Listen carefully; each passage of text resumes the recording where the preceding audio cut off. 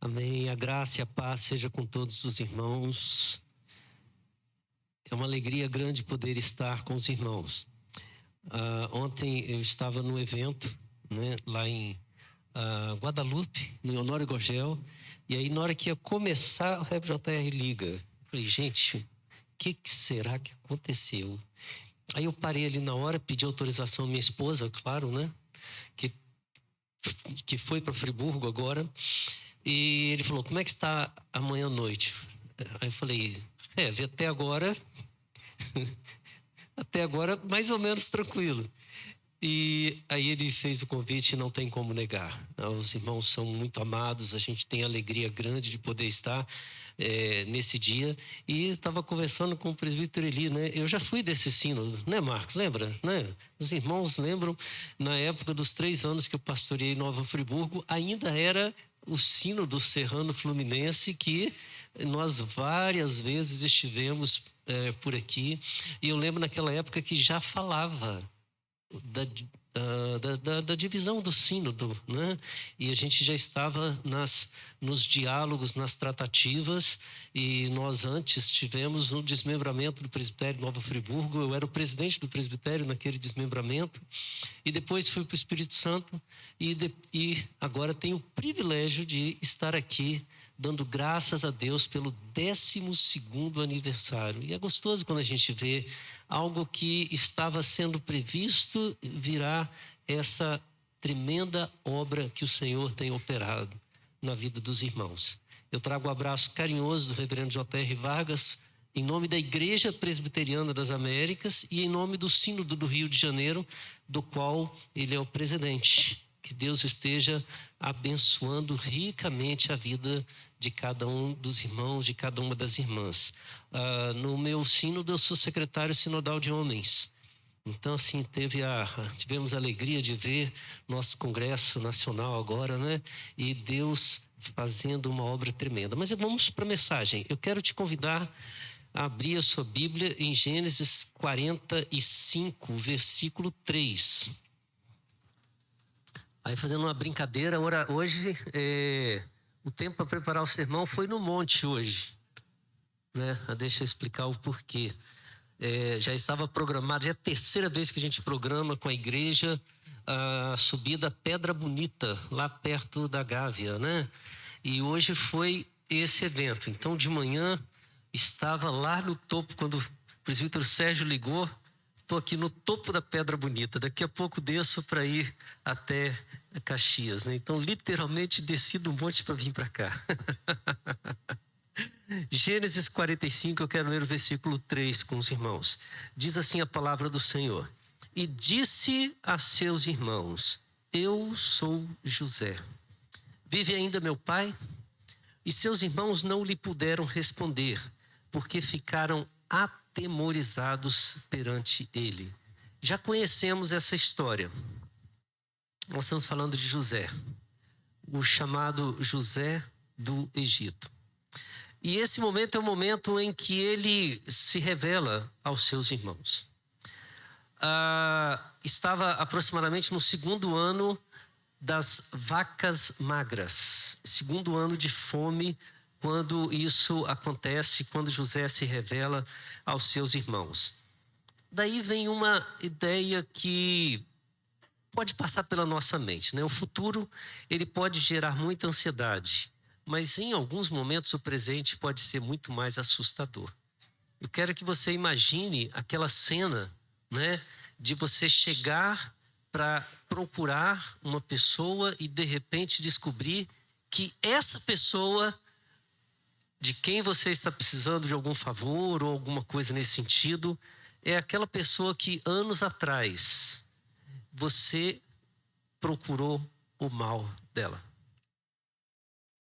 Tenta se colocar na condição dos irmãos de José. A relação de José com seus irmãos sempre foi uma relação conturbada. Gênesis 37 revela alguns dos incômodos que eles tinham. Ele era o preferido do pai. O pai não deixava deixava de transparecer a ideia de que José era o que ele mais amava.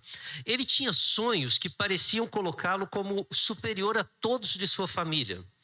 Seus irmãos tinham ciúmes dele, e José e Jacó não tomava nenhuma atitude para resolver a situação. Então, por mais que os irmãos tivessem ciúme, Jacó ficava inerte, não fazia nada. Ele parecia não perceber que a situação lhe era contrária.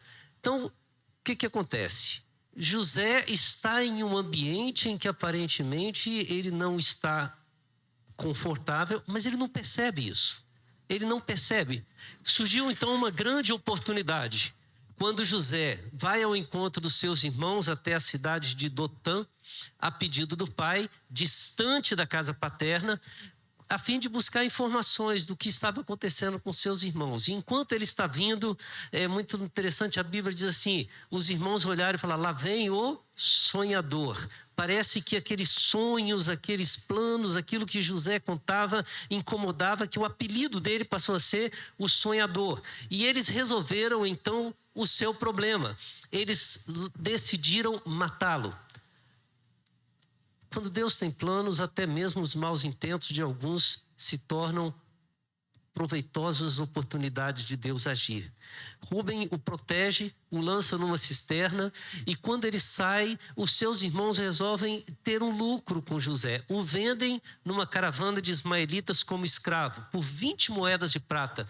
E muitas vezes a gente entende que esse é um dos itens que identificam José com o próprio Senhor Jesus, mas falaremos mais isso à frente. José tinha 17 anos quando foi vendido ao Egito como escravo.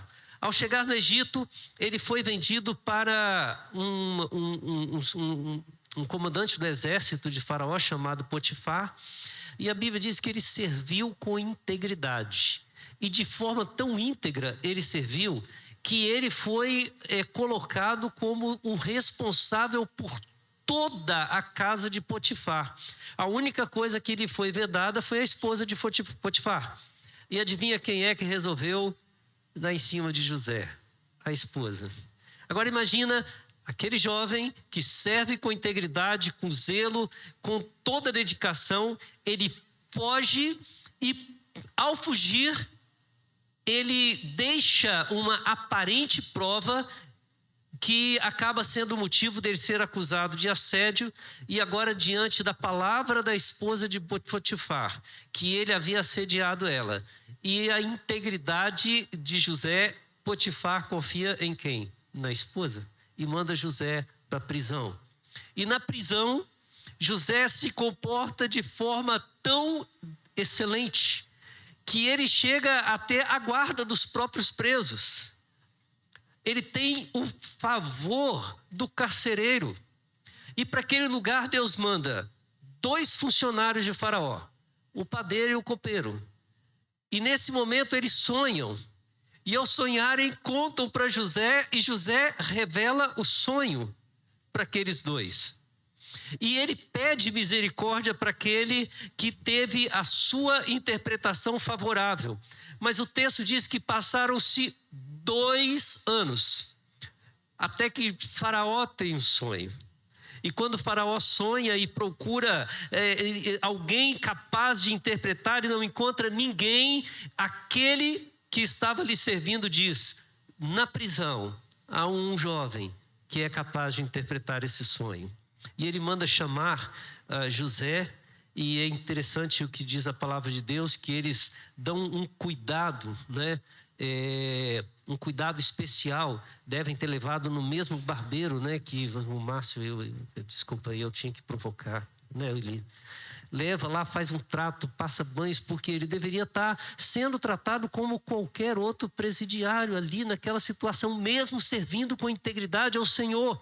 E ali ele chega perante Faraó, e ao revelar o sonho, José é anunciado como o governador de todo o Egito, de todas as terras do Egito. Irmãos, em toda a história de José, a primeira pessoa a falar para aquele jovem que ele era um homem em que há o Espírito de Deus foi Faraó.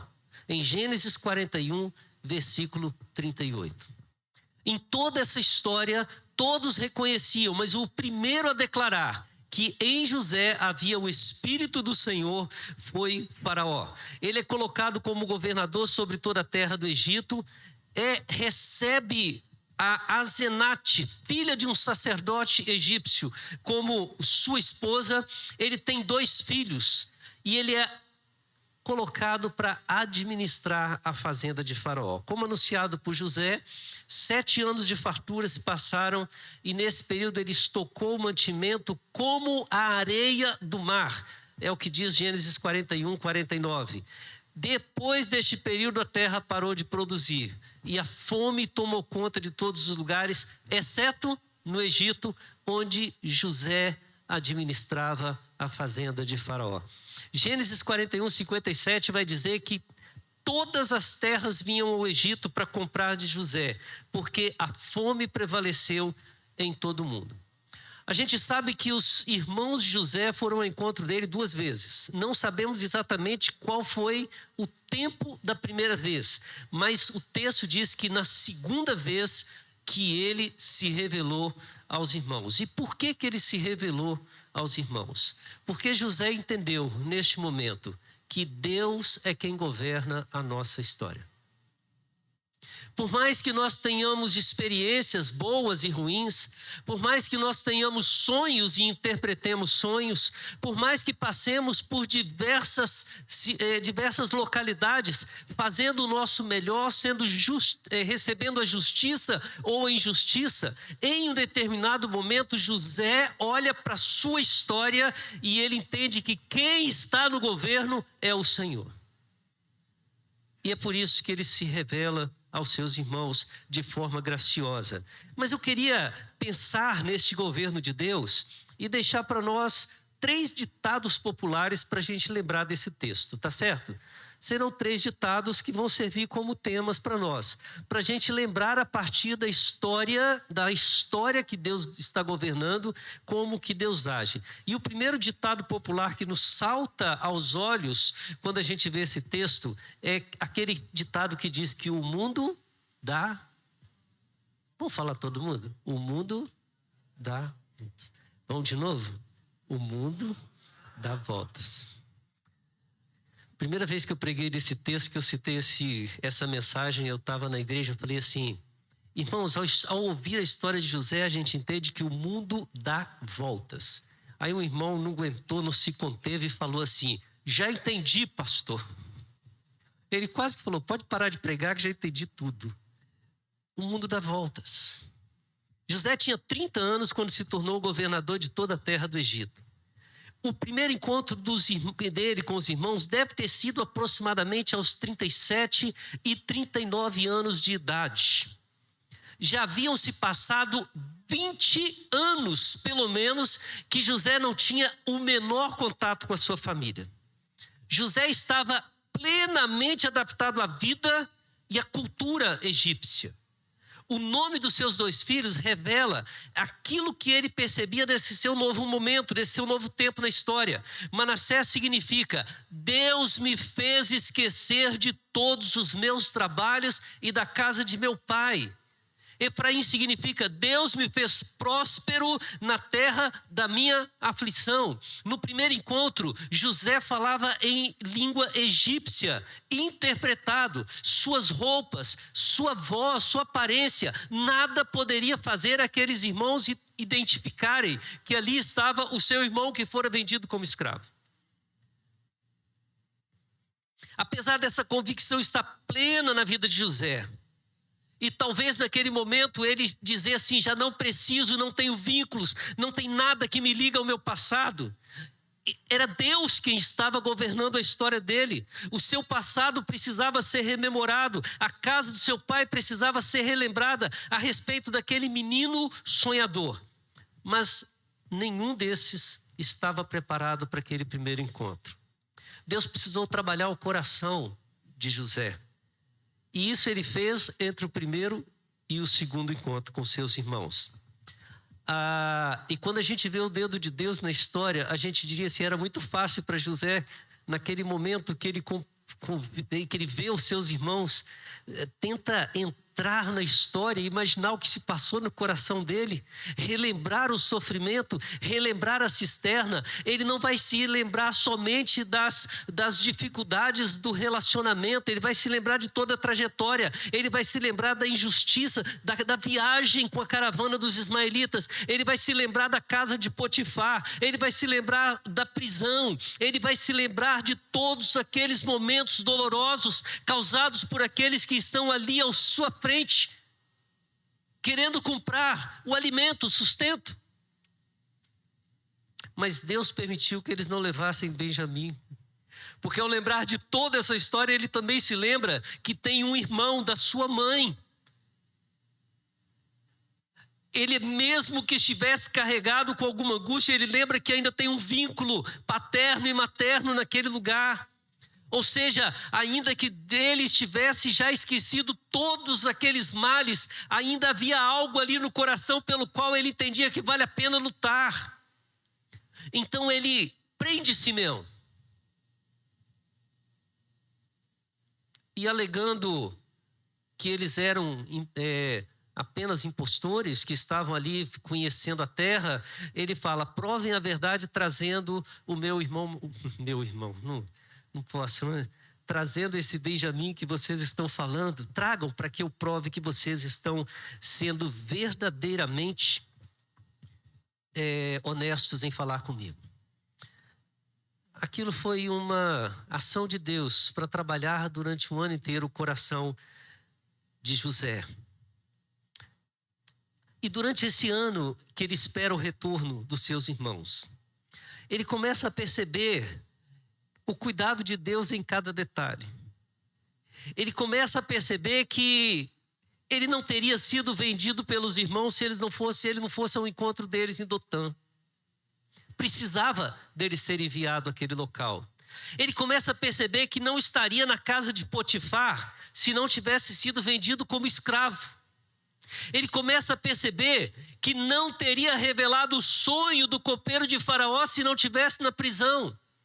Ele começa a perceber que ele não estaria no palácio se não tivesse conhecido na prisão o copeiro de Faraó.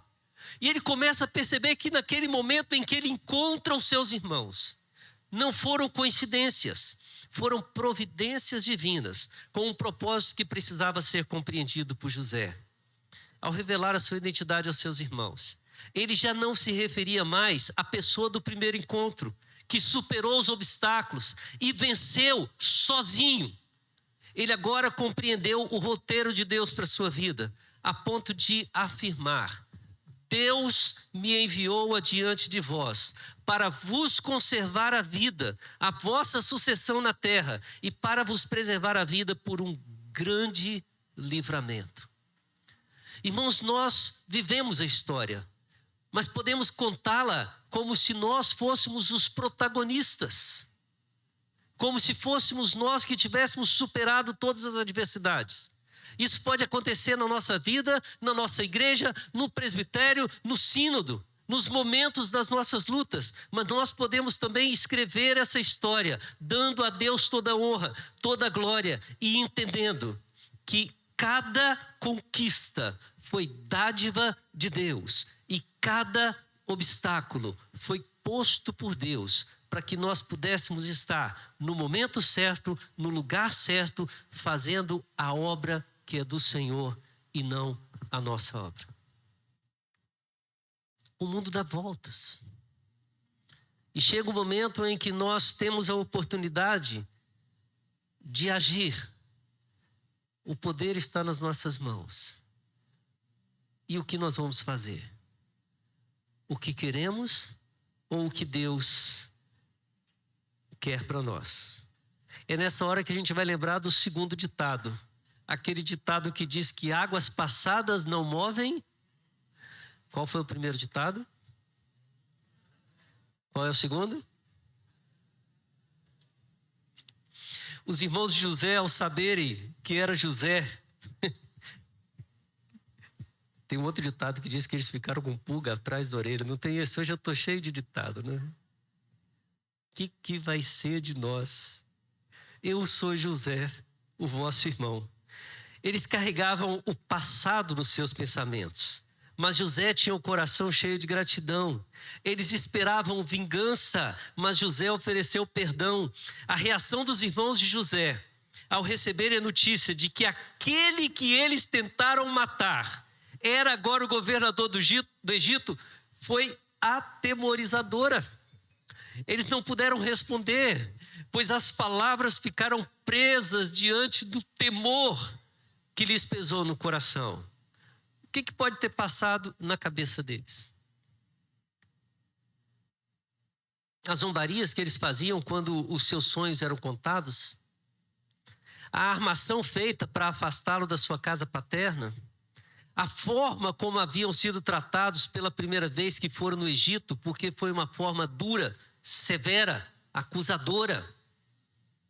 Assim como José havia aprendido a viver na sua nova vida no Egito, esse texto mostra que os seus irmãos também já haviam se acostumado com a mentira que eles criaram. Apesar de relatarem que o pai continuava a carregar a culpa pela morte de José, eles consideravam a negociação com os ismaelitas como caso encerrado. Eles tocaram a vida. Eles seguiram sua história. Eles achavam que não tinha mais nada para resolver. Mas aquele encontro e aquela palavra descortinou o enredo para o qual eles jamais estavam preparados.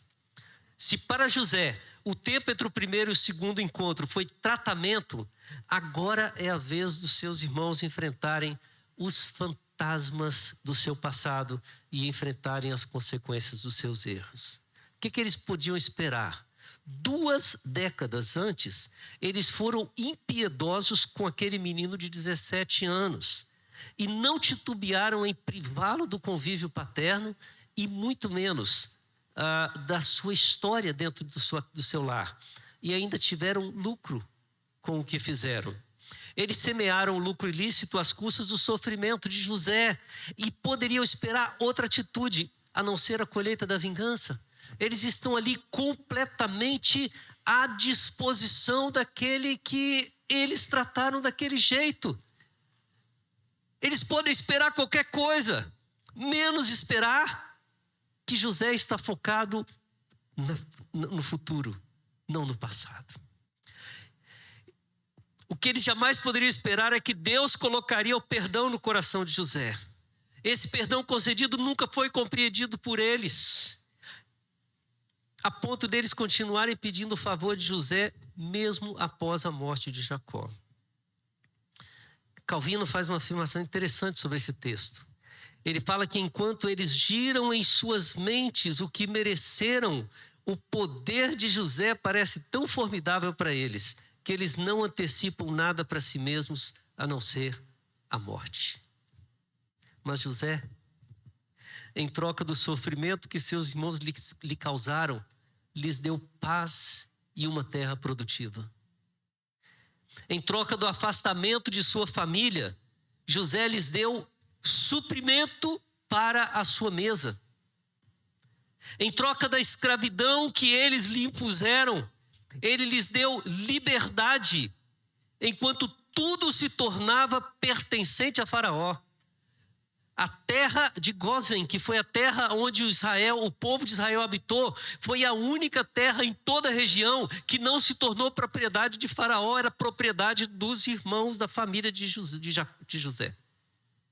Em troca da morte, a qual eles lhe sentenciaram, José lhes deu vida em um tempo em que a morte reinava em todos os lugares. Irmãos, nós precisamos entender que a partir desse texto que momentos passados que nos causam angústias não podem nos aprisionar. Não podem. Eu fico olhando para hoje algumas situações que acontecem nas igrejas, e não é só na nossa, em várias igrejas. Quantos irmãos hoje estão desigrejados, porque não conseguem se desvencilhar de coisas no passado que trouxeram mágoas. Quantas vezes estamos dentro da igreja e não conseguimos ter comunhão com os irmãos, por causa de fatos que aconteceram há tanto tempo que a gente não é capaz nem de relembrar mais. Estamos remoendo, enquanto José nos ensina que quando Deus governa a nossa história, a gente olha para frente. Em primeiro lugar, a gente entende o que Deus está fazendo, entende que todas as dificuldades, todas as lutas na vida são preparações do Senhor para que nós possamos entender o plano dele. Ao entender o plano dele, nós nos dedicamos a praticar a missão que o Senhor mesmo coloca na nossa vida. Às vezes é tão difícil colocar o perdão em prática, que a dificuldade maior é de quem é perdoado. Quando a gente entende o propósito de Deus, amar é o passo mais fácil de se fazer, porque quem fez isso por nós foi o Senhor Jesus. José lhe revela, os irmãos de José revelam que o que recebemos do primeiro Adão, por sua desobediência, nos legou uma vida sob escravidão do pecado, afastando-nos de Deus e nos levando a viver sob a égide do diabo. Mas José revela o que recebemos do segundo Adão, Jesus Cristo, que por sua obediência nos legou uma vida sob o cuidado providencial de Deus, aproximando-nos daquele que nos concedeu o perdão e nos ensinou a amar da mesma forma que ele nos amou. Então, duas lições preciosas. Primeira, que o mundo dá voltas. E dá voltas porque Deus está no governo da nossa história. E se Ele está no governo da nossa história, cada momento de dificuldade, sob o governo de Deus, é para nos preparar para sermos fortes no momento em que Ele quiser nos usar. E segundo, águas passadas não movem os moinhos. Na verdade, é o que está acontecendo hoje. É como se olhássemos para a história do nosso sínodo e disséssemos: até aqui Deus governou e daqui para frente continuará no governo, através de homens e mulheres, através de confederações, através de igrejas, presbitérios, que entendem que o seu papel é seguir em frente, entender o propósito de Deus, entender a direção de Deus e caminhar para que a glória do Senhor seja vista na sua igreja. Agora, o terceiro ditado é aquele ditado que diz que há males que vêm para o bem. Não foi fácil para José, nem para os seus irmãos compreenderem o que Deus estava fazendo. Mas no fim eles encontraram paz na vontade de Deus. No encontro que José se revelou aos seus irmãos, o seu coração já estava tratado por Deus. Por isso, após dizer: eu sou José, ele simplesmente pergunta: vive ainda meu pai? Quando nasce Manassés, ele diz: Deus me fez esquecer da minha família paterna. Agora ele olha para os irmãos e diz: vive ainda meu pai. Olha a filiação gostosa que nós temos nesse texto. A vida simplesmente segue, mas não é assim para com seus irmãos. Eles precisam conviver com uma situação completamente inusitada. Eles foram perdoados por um ato completamente de graça. Não lhes foi cobrado o preço que José pagou pela atitude pretérita dos seus irmãos. Com o passar do tempo, eles vão conseguindo perceber que as palavras de José eram verdadeiras e sinceras. Eles se estabeleceram no Egito, prosperaram com o apoio de José. A sentença de morte se tornou garantia de vida. E conforme anunciado por José, o plano de Deus se cumpriu plenamente na casa de Israel. Irmãos, a nossa vida é repleta de situações, às vezes de más situações, que se tornaram a mola propulsora para grandes realizações.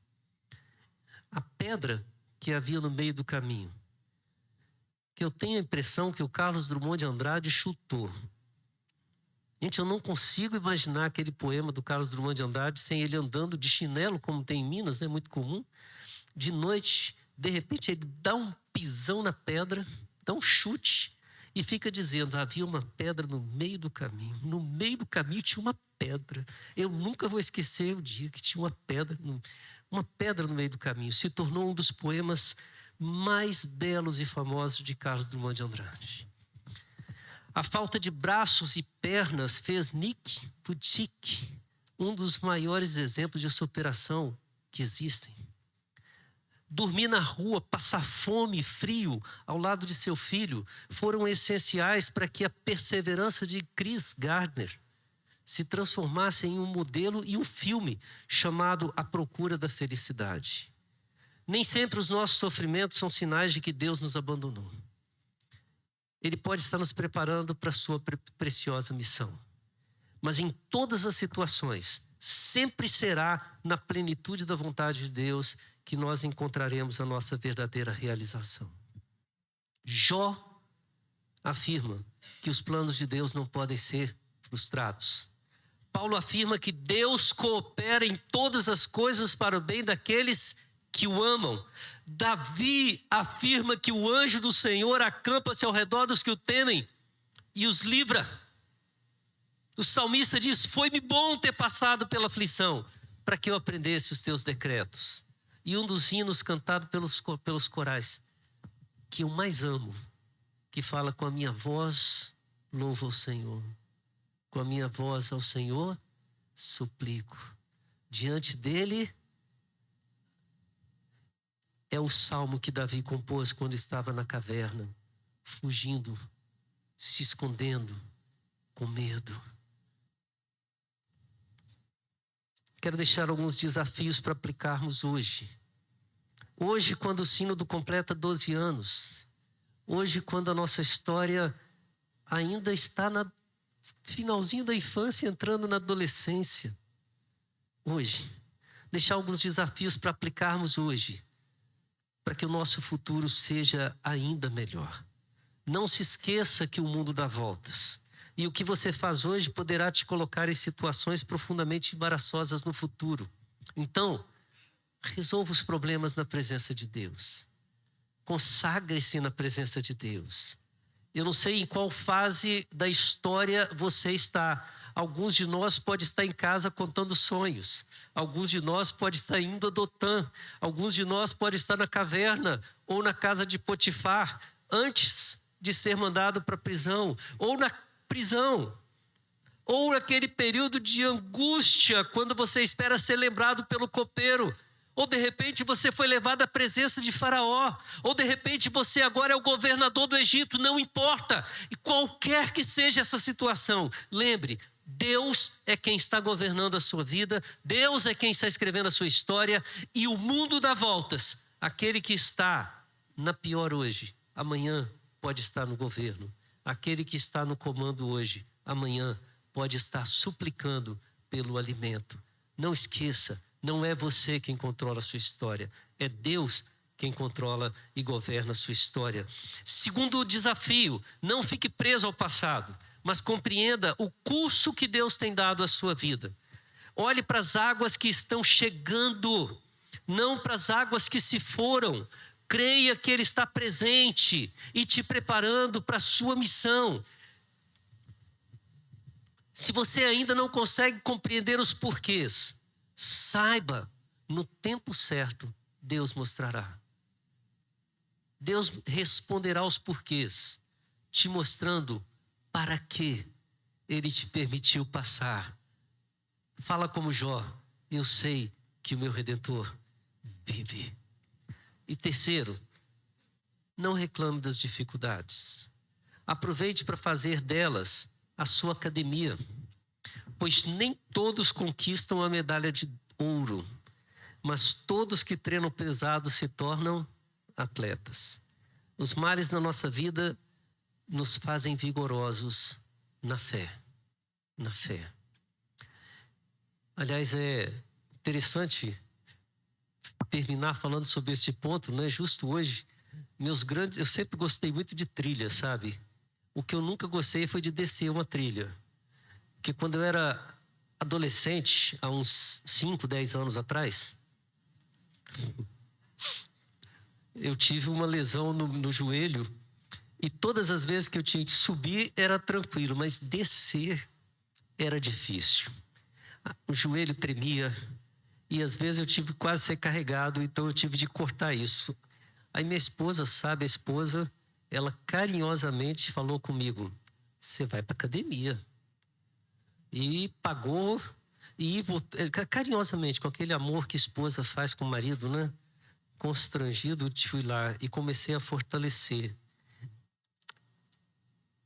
E hoje eu tenho descido as trilhas sem sentir dor. O sofrimento da academia acabou com o sofrimento da descida do morro.